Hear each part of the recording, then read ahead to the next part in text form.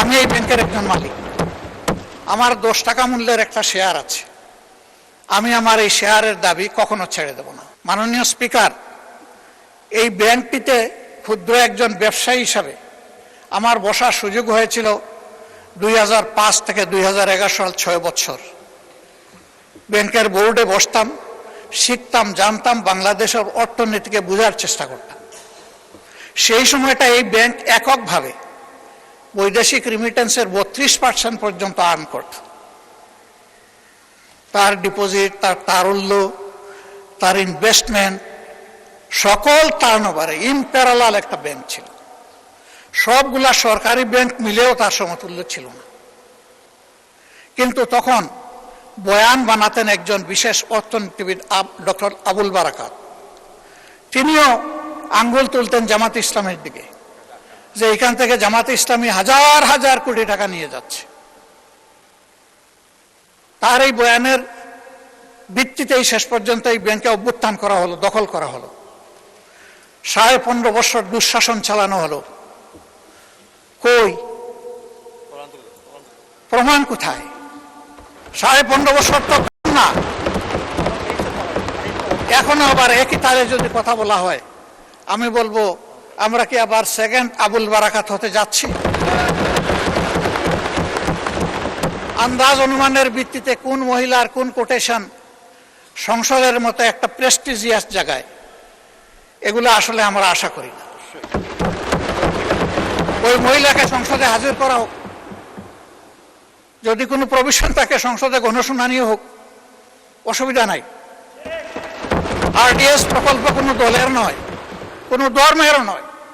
আমি নিজে বোর্ডে ছিলাম, আমি জানি এখানে বিভিন্ন ধর্মের মানুষ এখান থেকে বেনিফিশিয়ারি। এখানে দল ধর্ম দেখা হয় না, এখানে টার্গেট গ্রুপকে প্রাধান্য দেওয়া হয়। উনি কত 11,000 কোটি টাকার একটা রেফারেন্স দিয়েছেন। কে নিয়েছে এটা? আমি, আমার সহকর্মীরা? যদি এরকম হয়, দলের ফান্ডে যদি 1 টাকাও আসে, আমি বলবো সার্চ লাইট দিয়ে এটা তালাশ করে আমাদের বিরুদ্ধে যেন অভিযোগ। মাননীয় বিরোধী দলের নেতা, আপনাকে ওনাদেরকে 15 মিনিট বলেছে, আপনাকে 7 দিয়েছি, আরো 8 মিনিট বলেন আপনি। মাননীয় স্পিকার, আপনাকে ধন্যবাদ। আমি যা আশঙ্কা করছি সেটা এখন বলতে চাচ্ছি। ব্যাংকে পরিবর্তন যে কোনো সময় আসতেই পারে। ব্যাংকের স্বার্থে আসতে হবে, গ্রাহকের স্বার্থে আসতে হবে, মালিকের স্বার্থে আসতে হবে। আমি এই ব্যাংকের একজন মালিক। আমার 10 টাকা মূল্যের একটা শেয়ার আছে। আমি আমার এই শেয়ারের দাবি কখনো ছেড়ে দেব না। আমার এই 10 টাকা মূল্যের শেয়ারের পক্ষে আমি আমার রাইট ধরে রাখার জন্য, এস্টাবলিশ করার জন্য যা করা দরকার তাই আমাকে করতে হবে। আমি তার রাজনৈতিক পরিচয় করব না। আমি করব এই ব্যাংকের একজন গ্রাহক হিসাবে, একজন মালিক হিসাবে। কি বুঝলেন ভাই? অনলি যেটাই চাই।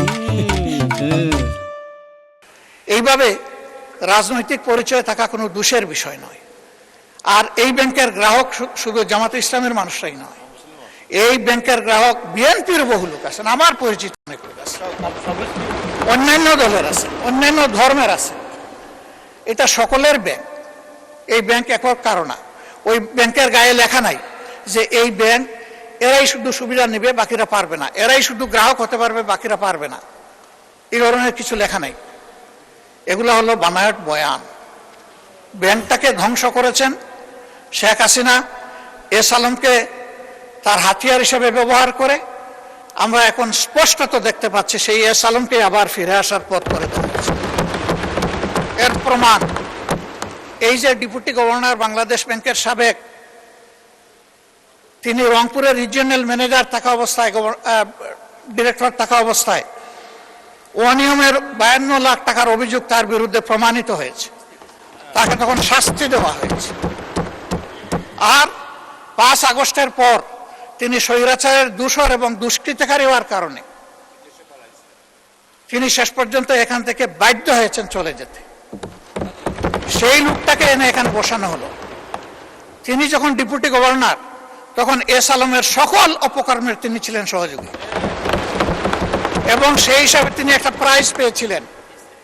তার স্ত্রীর নামে ভুয়া কোনো প্রতিষ্ঠানের অস্তিত্ব নেই, সেখানে 3.5 কোটি টাকা এক্সিম ব্যাংক থেকে গিফট লোন দেওয়া হয়েছে তাকে। তিনি অসৎ।